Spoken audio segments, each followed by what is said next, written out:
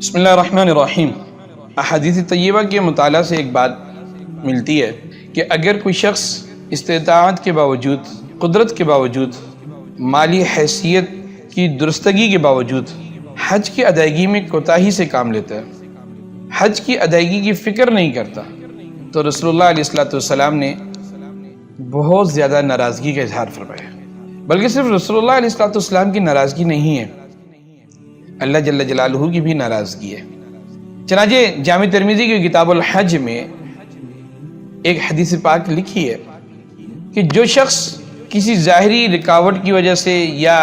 کسی ظالم بادشاہ کے منع کرنے کی وجہ سے یا بیماری کی وجہ سے، مطلب ایسی کوئی پریشانی اس کو نہیں ہے، اور پھر بھی وہ حج ادا نہیں کرتا، فرمایا اللہ جل جلالہ کو کوئی پرواہ نہیں، وہ یہودی ہو کے مرے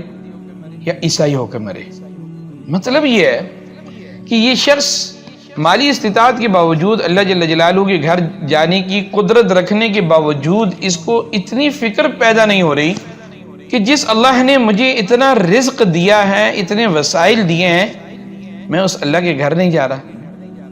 زندگی میں ایک بار بھی حج کرنا نہیں چاہ رہا، پھر اللہ کو بھی پرواہ نہیں ہے، وہ یہودی ہو کر مرتا ہے یا عیسائی ہو کر مرتا ہے، یعنی کہ اس کی ایمان کی حفاظت کی کوئی گارنٹی نہیں ہے۔ لہذا اگر آپ نے ابھی تک حج نہیں کیا اور آپ استطاعت رکھتے ہیں،